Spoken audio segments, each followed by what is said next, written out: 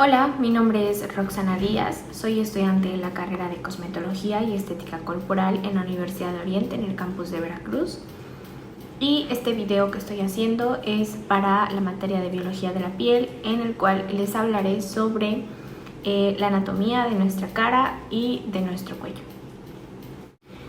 Y bueno, voy a empezar explicándoles cuáles son los huesos que conforman nuestro cráneo y nuestra cara. Nuestro cráneo está conformado por el occipital, el parietal, el frontal, el esfenoides, el temporal y el etmoides. Y nuestra cara está conformado por el cigomático, el maxilar superior, maxilar inferior, mandíbula, el lagrimal y el frontal. Y les voy a explicar cuáles son las funciones de cada uno de estos. La cabeza se encuentra constituida por un total de 29 huesos. El cráneo se articula con un total de 8 huesos, mientras que el resto de la cara posee 14. El hueso frontal está ubicado en la zona superior del cráneo. Presenta dos partes, una cervical convexa y otra horizontal. Se conoce como el hueso de la frente y llega desde la parte superior del cráneo hasta las aberturas de los ojos. Los huesos parietales son dos, derecho e izquierdo. Se conforma como un hueso plano con forma cuadrangular y está en las zonas laterales del cráneo. Está unido al hueso frontal en la parte superior, al occipital en la parte posterior y a los temporales hacia ambos lados. Los huesos temporales son huesos pares, dos derecho e izquierdo, y contienen los órganos relacionados con la audición y el equilibrio.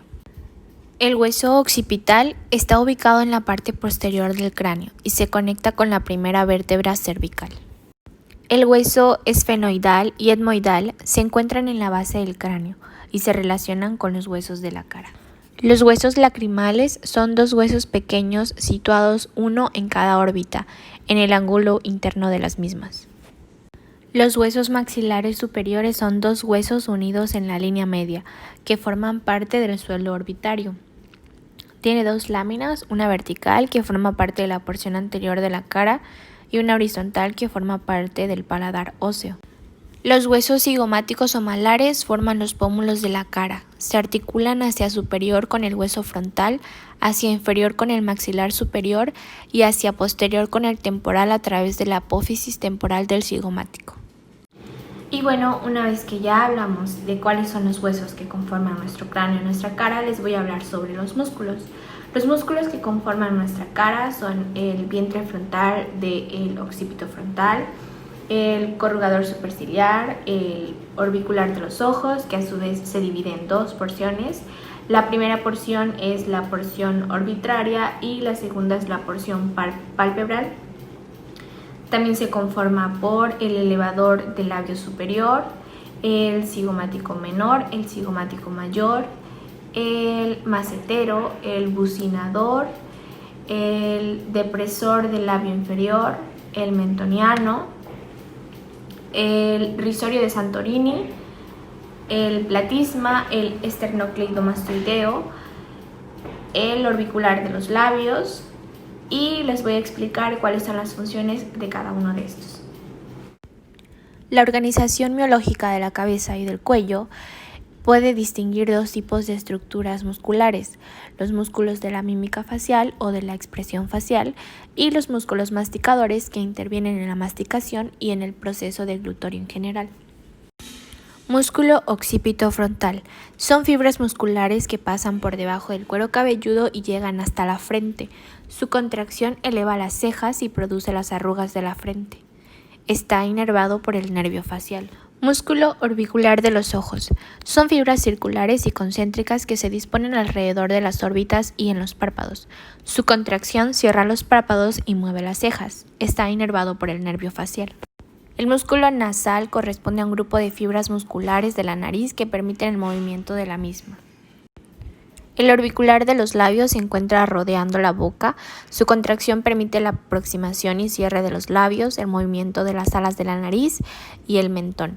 Está inervado por la rama cervicofacial y la rama temporofacial del nervio facial. El músculo elevador del labio superior son fibras musculares que vienen desde el borde infraorbitario hasta el labio superior, a ambos lados de la nariz. Los cigomáticos, mayor y menor, van desde el arco cigomático hasta la comisura de los labios. Su contracción traslada la comisura labial hacia atrás, está inervado por el nervio facial. El músculo bucinador se encuentra formando las mejillas, se origina en la zona posterior de la mandíbula y se inserta en la comisura de los labios. Su contracción permite soplar y apretar la mandíbula. Está inervado por la rama cervicofacial y la rama temporofacial del nervio facial. El depresor del labio inferior se encuentra en la pared de la barbilla y del mentón. Su contracción permite deprimir el labio inferior. Está inervado por el nervio facial. El platisma pertenece a los músculos mímicos. Es aplanado, amplio y cubre la parte enterolateral del cuello. Proviene de la zona clavicular hasta la base de la mandíbula y está inervado por la rama cervicofacial del nervio facial. El esternocleidomastoideo está situado en la parte lateral del cuello, se origina en la clavícula y manubrio esternal hasta la apófisis mastoides y la línea occipital superior. Su parte inferior se bifurca en dos cabezas, una clavicular y otra esternal. La contracción de un lado permite el giro de la cabeza hacia el lado contrario. Está inervado por el nervio espinal y el nervio plexo cervical. Y bueno, ahora les voy a hablar sobre los nervios que pasan en nuestra carita y en nuestro cuello. Son dos, los cuales son el nervio trigémino y el nervio facial, y estos a su vez se dividen en ramas colaterales y se las voy a explicar en un momento. La cara y el cuello están conformados por el nervio trigémino y el nervio facial. El nervio trigémino es sensitivo, las fibras nerviosas nacen del ganglio trigeminal, y motor, donde las fibras motoras nacen de células de dos núcleos masticadores, núcleo principal o masticador núcleo accesorio. La terminación sensitiva es por la protuberancia, bulbo y mesencéfalo en el núcleo del trigémino, y la terminación motora es por la raíz motora y se divide en ramas, las cuales son nervio oftálmico, nervio maxilar y nervio mandibular. El nervio facial tiene ramas colaterales y terminales. Las colaterales son el nervio petroso, el nervio por el músculo del estribo, el nervio auricular, y los terminales son temporal, cigomática mandibular y cervical. Y bueno, ahora les voy a hablar sobre las arterias que pasan por nuestra cara y nuestro cuello. Las arterias carótidas primitivas comunes, derecha e izquierda, se convierten en arterias carótidas internas y externas a partir de la cuarta vértebra. Las carótidas internas irrigan el interior del cráneo, el cuero cabelludo de la parte frontal, la raíz de la nariz, y tienen 4 porciones: porción cervical, porción cavernosa, porción petrosa y porción cerebral.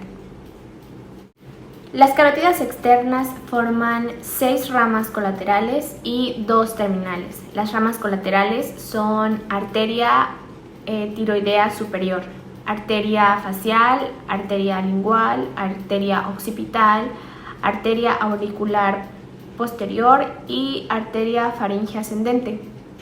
Y las ramas que conforman las carótidas externas son la arteria maxilar y la arteria temporal superficial, y les voy a explicar un poquito más de esto con algunas imágenes para que se pueda entender mejor. La arteria carótida primitiva de derecha e izquierda se convierten en las arterias carótidas internas y externas a partir de la cuarta vértebra.